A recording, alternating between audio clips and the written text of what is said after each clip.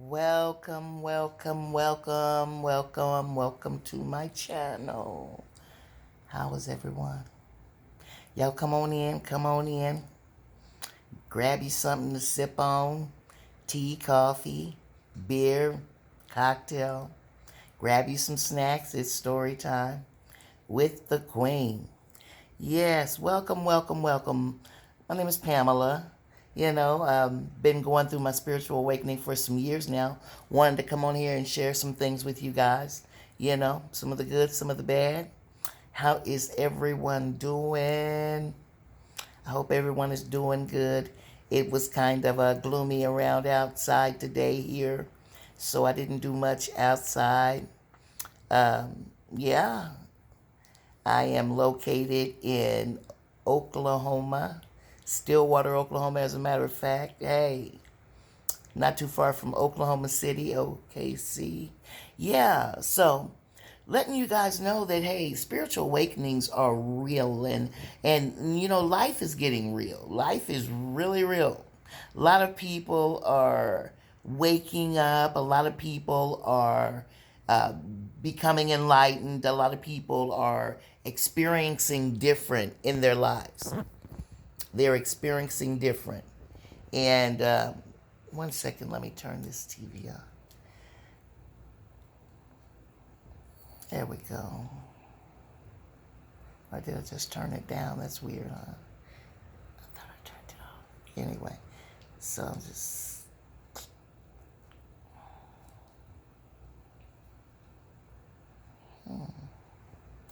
There it is. Yeah. So, like I said, my awakening started years and years ago.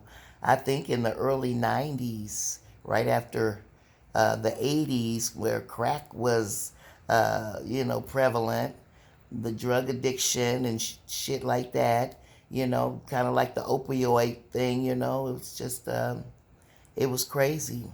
I didn't think I was going to ever stop smoking crack cocaine. But God has blessed me. I blessed myself. You know what I'm saying? Life has changed. And when I got married, which was in 2010, that was when I stopped smoking crack cocaine. I'm proud of myself. My family's proud of me. And I've been doing excellent. But even in that time, God had his hand on me. I was protected. I had protection. Now, tell you a little bit about myself. I'm a child. I'm a middle child of five, four girls, one boy. Like I've said before, I was either hit on or spit on or toed on, something as the middle child. I was. Yeah. And lived in Kansas City, Kansas. Grew up and was raised and born in Kansas City, Kansas. Yeah. My dad died when I was 12. So I was going through a lot of things and yeah. But let's get to the spiritual awakening. When I first realized that it was going on. Y'all excuse the glitter. I am also an artist. Um, I've got some art. My home is an art gallery. I've also written a book. Um, yeah, this life I've been living is very interesting. So had to put it down on paper. Spirit wanted me to connect and put it down on paper and let people know how I was able to get out of the pit. Oh, the pit ain't no joke either. It's no joke. But I was, hey, snatched back up. Oh, look at all that glitter. I didn't even notice it. I'm sorry, guys. But yeah, I was snatched back. God said, no, he wasn't through with me yet. So, in the process, I was on drugs. I've got two children. Um, in the 90s, I can't remember how old I was. But anyway, started off where I raised my children the best I could. got involved in a relationship, and we were weed smokers for a long time. Yeah, and then one day he comes in and he has those two little white rocks. He had one, yeah. And I'm like, okay, I'm down. I was down for anything. I tried anything.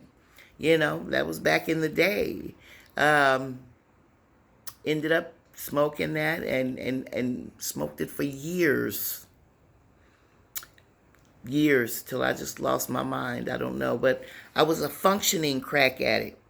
Functioning. I worked, took care of my children to the best of my ability on smoking crack. I'm just saying, I'm just being real, just being honest with you guys. Life can look so bad at one time, and then it can be a total 360. I don't know. It could change. If anything is possible. That's what I'm saying. That's how I got my name. Anything is possible. Because for a while, I didn't believe a lot of things. But at this one point where I was on a binge, crack binge, drug binge, doing whatever I did. And I was a frequent caller of my mom. I would call my mom to come get me. Yeah. Late 20s, early 30s. Probably early 30s. Yeah, I called my mom to come get me. And she would pull up, pick me up, and I'd beg her to take me to a rehab. And she took me to a rehab, and this certain rehab that I was in, it was called 7-Day Detox, and I was in there, and a lot of things started happening. But I get there, I'm tore down. I'm no good for nobody, not even my two children. But I'm so thankful that in this whole time I was drugging and things, that my sisters and my mom watched my children. I was never concerned that they weren't going to be taken care of or anything like that. Like I said, for some years, I was out there. But not out there that I was a functioning crack addict. But anyway, ended up going to this rehab, and I'm in this rehab, and it's 7-Day Detox. Well, it wasn't a rehab, it was a detox, 7-Day Detox. And I'm in there and feeling like shit. Didn't want to be here no more. I think I'd even begged my mom that I didn't want, and it was around the holiday time. I told my mom I didn't want to come to the house, her house, for the holidays, and I just was not feeling myself. And you know what? To be honest, I could go back further of when I kind of recognized I was going through some awakening, but this is where I'm going to start, where it was really just mind-blowing. And then we can go from there. But I'm at the rehab, I'm at the detox, and feeling low down to the flow down. Didn't want to be here, wanted to end my life probably. But my mom always rescued me. She was always my enabler. And but she would try to help me the best that she could. She didn't understand a lot I was going through. She didn't. She's that old school church woman, and a lot of the things I was doing, she didn't understand. She did not. But maybe I was trying to reach something, do something, I don't know. But life was very disturbing for me. But I'm at the rehab, and they do an intake and take me in, and I'm crying. I was crying, boo-hooing like a bitch. Didn't want to be there. I was feeling embarrassed, humiliated, feeling all of that, but I did that all to myself. But anyway, that was before I knew anything. So I went to this rehab, the detox place. Excuse me, y'all, for saying all that. Went to the detox, and first night I'm there, I go shower and try to clear my head and trying to figure out what I'm going to do. If I'm going to keep smoking drugs, doing drugs, what am I going to do? Am I going to change my mind? Excuse me, y'all. Am I going to change my life? Just thinking, what am I going to do? And so that next morning, night was restless that night, of course. And that next morning, I was summoned or called to the office, the intake office. And one of the counselors there, she probably overheard my story the night before. And she was like, Pamela, right? I'm like, yes. I'm like, yeah, I probably had some attitude and shit. Ain't no telling with me. And she was like, you know what? I had a dream about you last night. She said, God put it in my spirit, and I had a dream about you last night. I'm like, what about it? And she said that God told me to tell you to be still, that He's got you, and He's preparing you. And I'm like, He ain't preparing me for nothing. I had really threw the towel in on God then. God ain't preparing me for nothing. I'm drugged out. I don't know. I don't know how to handle my life. As far as in the drugs, anyway. I was working, going to work every day. Didn't want to be there at the house. Didn't want to be there. Had 2 children. Ain't saying I didn't want them, but I was trying to party. I was a party girl. Drinking and drugging and shit, But still maintaining. But had backup. Had enablers. And so at the rehab, so the lady told me that and everything, and I'm like, that's not me. I'm sorry you had that dream. It wasn't about me. Da-da-da-da. And she said, yes, ma'am. She said, yeah. She said, yeah. And I walked away from her and went off and did something else. I don't know, get some coffee and a donut. I don't know. Anyway, I'm in the room that they assigned me, and I'm in there just in my thoughts, drying out in my thoughts. Anyway, they bring another young lady in, and she comes in, and I can't remember her name. I cannot remember her name. I believe her name was Tanya, but I'm not for sure. But she came in and introduced herself, and I'm in a bad mood. I'm like, hey, she was perky and everything, and happy, go lucky and stuff, and beautiful. She was pretty to look at, young black girl. I'm sure I was older than her, few years older than her. But she came in and probably was the same thing. I'm sure it was. Drugs, we in there. Beautiful women, but in their own drugs.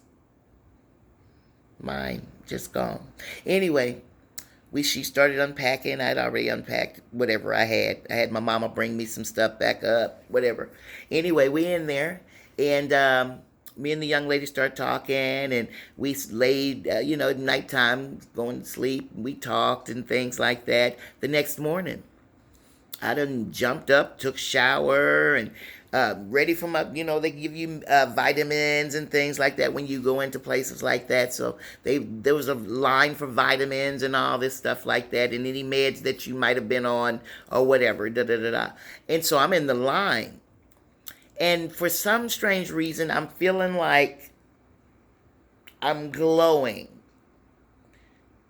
It's like I couldn't even really contain it. I had to hold my arms down. I was holding myself. It just came on me. It just came on me. I'm like feeling some type of way. So I'm gripping my arms and I'm like, waiting for me to be the person in line to get my meds or whatever. And we get up to the thing, and the lady says, how are you? And I shout out, I am fine. Where'd that come from? And I'm like, I'm good, and then here comes the smile. She greeted me, and we're talking, and I got my meds. They have to see you take them and everything, and wow, man, thinking back on that just gives me chills. But yeah, and so that morning they showed me where breakfast was, because people came in and out. It was an open door thing, a revolving door thing. And so somebody showed me where the breakfast was, and there's a line down there, and I'm looking at people, and I'm studying people, not really studying, but just looking at them, checking them out. What type of person is in here, besides me? Besides me, I'm there too. But I'm looking at the people. Everybody looks okay to me. What is going on with us? Yeah. So here comes breakfast: bacon, eggs, sausage, big fluffy yeast rolls. I'm like, what is this? It was delicious. Had breakfast. Cinnamon rolls, coffee, juice. 7-day detox. next morning. And so I'm so wired up, and then I'm thinking back, I've had some spurts before this of being wired up, didn't know what it was though. So that morning I done had all this breakfast, this fuel, these vitamins, and I'm feeling good, and I'm thinking, well, maybe it's just me coming down off them drugs I was on. I'd been on a weekly binge or something, and I'm thinking it's just me coming off the drugs and something.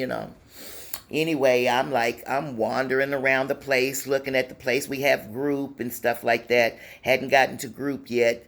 Second day, I walk into a linen room, linen closet, linen room. No, it was a linen laundry room. I walk into there, and sorry, y'all stay with me. I'm going somewhere with this. I got some good things that's coming for you. I walk into this linen room where they had aprons, sheets, pillowcases, pillows, blankets, stuff like that. And the room was yellow. I walk in there, and they had some music playing on a radio, transistor. I don't think it was that old, but I think they had some music playing. So I go over, and just naturally, this is what I do. I start folding up things. Next thing I know, I look around. It's a couple hours done passed. They're coming and look for me for the group. I done straightened up and organized the whole room.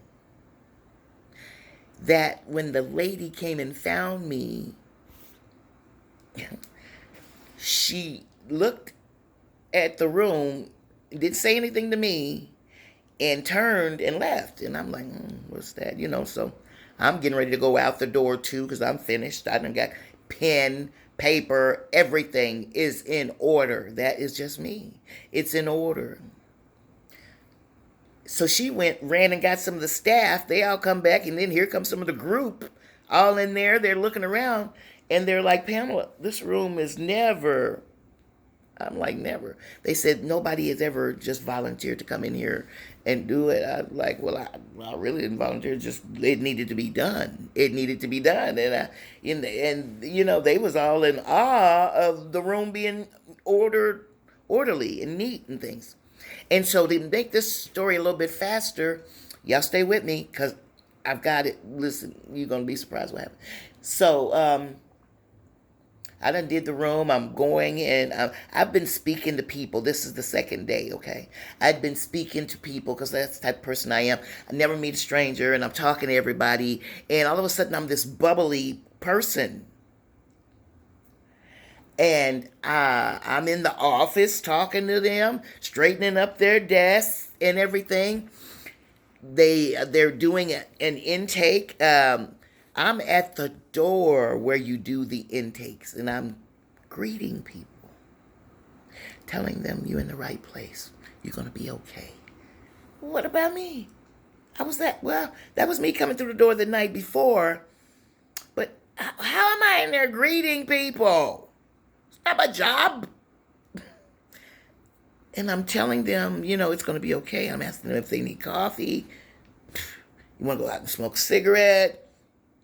I don't even know these people. Some little old white man. He was musty as I don't know, get out. He was dirty and bummish looking and everything. I hugged the guy coming through the door saying, sir. And I'm so glad he didn't say, get off of me. Or he made eye contact with me. He made eye contact with me. And I told him it was going to be okay. You're in the right place. Come on and let's get this intake. I don't even work at the place. But this is me and my spirit. Come on, let's get you, some clean clothes and get you a shower. And the people had to tell me, Pamela, it's not your job. You go out there. Go get you some coffee and donuts. I'm in there talking to people, counseling people. Man, it's mind-blowing. Mind-blowing, okay? So I done talked to that man, and I done talked to a few other people. A little young girl came through, and some older black woman came through. I done hooked up with them, holding hands and, helping them. This is my second day. Second day. And I'm like, oh my goodness. It hurts my heart. I didn't know at that time that I was empathic, but I figured that out some years later. And so they shooed me away, go to group, go to do whatever. And so one day, the third day, there was some other magical stuff. I can't remember it all. So the third day, the night, that second night, me and the young lady was in the room. Tanya, we was in there talking again, and we fell asleep talking. I mean, I had so much to say that it put her to sleep. I seemed to have that effect on people. Not boring, but I was telling a good story. Hold on. And the next morning we wake up and we shit, shower, and shave, do that thing, go get our meds and stuff, go have breakfast. And we come back to the room and we're sitting in there talking about what we're going to do for that day and stuff like that. And we're in the middle of conversation, and all of a sudden I heard Pamela. And I told her, wait a minute, I turned to look. I turned and looked. The door is closed. The front door is the bedroom door is closed. The room door is closed. I'm like, I looked at her. I said, did you hear that? She said, what? I said, oh, nothing. I tried to play that off because I thought I heard something, and I kept turning back around, like looking for somebody to be there. Was nobody there. I'm still trying to listen to what she's saying and everything like that. And, and I'm like, really, eyes probably was looking just like this. I'm like, what was that? Somebody called me. Ain't nobody in here. And the door was thick enough that you can't hear them calling you from way in there. Maybe it was on a speaker or something. I don't know. Anyway, child. Anyway. So me and her kept talking or whatever. Then we had activities for the day. We had group for those days and stuff like that. Anyway, making a long story short, somewhat. We have group. I was always the one. I'd raise my hand. I would speak up first because I wanted to tell about me, what I was going through. I wanted to tell about me. I wasn't trying to be selfish or anything. I wanted to tell about me. I wanted people to know this thing I was going through, or these things that my drug life, I was wanting people to know that I was doing these things to myself. So I was always the first one to speak up and let people know I'm Pamela. I got 2 children. Hey, I'm a Leo, that type thing. And gotten to know a few people. This is a 7-day detox now. So this is the 3rd day. It was a wonderful 3rd day. I think we even went and got tested for HIV. I believe we did that day. Yeah. So the next day, group, that morning group, the routine, wake up, shit, shower, shave, meds, breakfast, go out and do the yard around the building, whatever we were doing anyway. Then there was group. And I by that time, I gotten to know, all the people there. And in group, I got me a seat. Here, we're having group. People start coming in the room. And I'm snacking on some donuts or something. And somebody came to sit on the right side of me. There's all these other seats because it's a big circle, Another person came and sit on the other side of me. Yeah. Somebody, pulled a chair up where a chair shouldn't have been in front of me. Another person sat down beside me at my feet, pretty much. Beside me, had her arm all on my leg. We were all talking and chit-chatting and shit. Then group started, and we did the group afterwards. And, we did some things around. But anyway, make story short. Okay, short. Days went by, got to be my 7th day. I'm clean for those 7 days straight. I'm good. I'm feeling good. I done cleaned up the building. I done made all kind of friends. It's a wonderful place to be.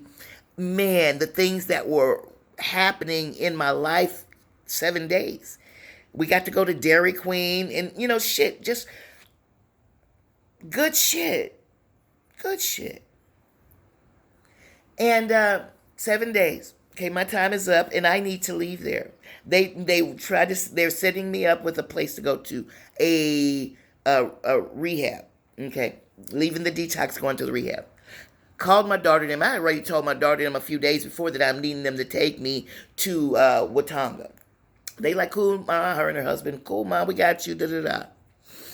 So that Friday came and I called them and their car was having some problems.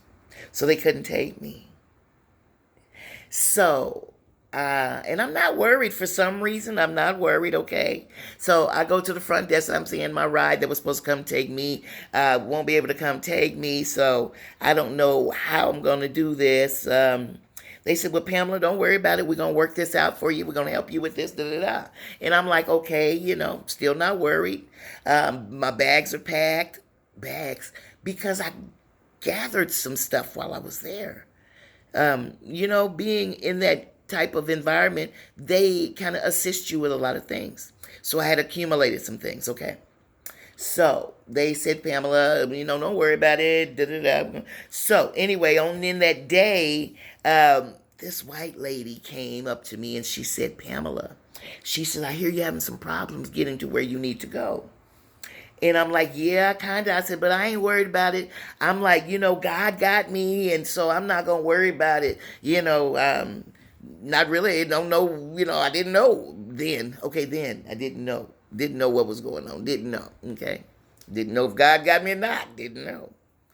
But anyway, and she said, okay, well, I got some money in the bank. I could have my daughter bring some money over to you, and, we can get you on to where you need to go. And I'm like, no, babe, no, that's all right. God got me, and we gonna find something. Something's gonna happen. Then the other little white guy, the other little older white guy came in. He was all broken down and musty. I told you, he cleaned up real good. He came to me. He says, Pamela. He says, I got my bank. He said, I got my checkbook with me. He says, tell me what I need to make the check out for. I said, oh, no. I don't need you to do that. No. They be thinking I'm using you for this. But no, you gone about your business. I'm good. It's going to work out. Don't worry about it. Da-da-da-da. And he's like, well, you sure? I'm like, yeah, I'm sure. I said, God got me. I start saying, God got me. Now, know that I've been in church for all those years. And so I know God. I know Jesus Christ. I knew that, but things wasn't working. Things was not working. I wasn't working the program. Something was not working. This is how I ended up doing the drugs, lonely, depressed, whatever I was going through, okay? So after him, this other lady came up. And she told me, she says, Pamela, I see everybody's trying to help you get to where you need to go. I said, yeah, but I told them I don't need them. I'm waiting on God because God's sending me something. Something going to happen. Something going to happen. My family going to call and say, da-da-da, da-da-da. And this lady said, Pamela, she said, you know what? God sent those two people to you. And at that time, I didn't understand what she's saying. I'm saying, you explain that to me. What you mean he sent them? I ain't trying to take their money and stuff like that. And she said, just like that, what are they called?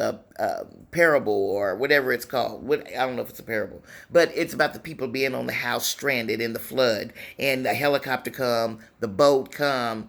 Hey,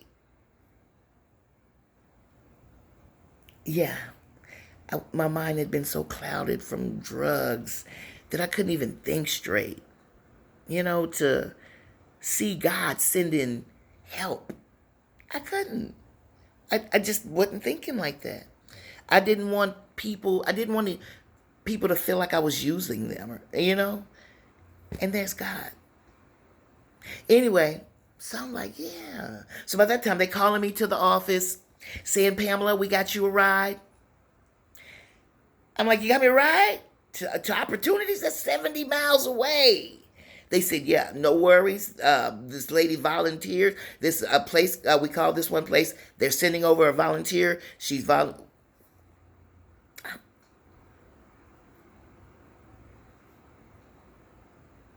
like, okay.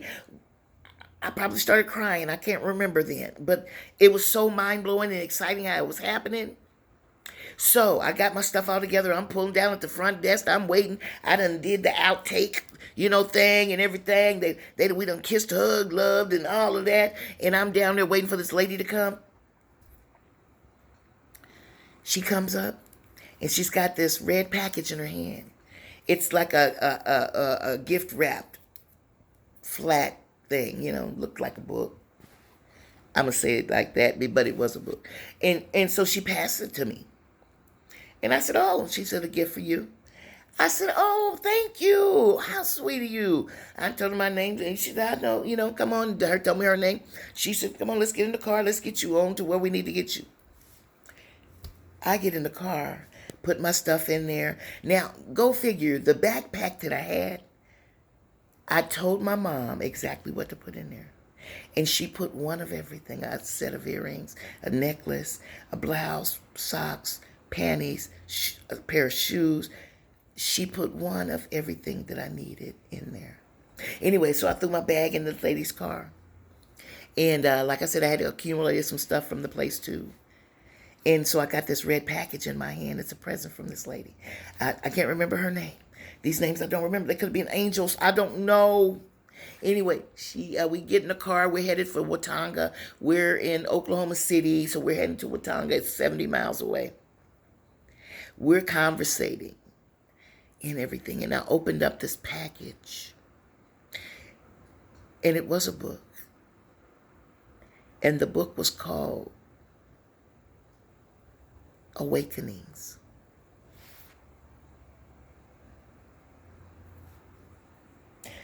You're talking about signs and synchronicities. I didn't know that then, but I know it now.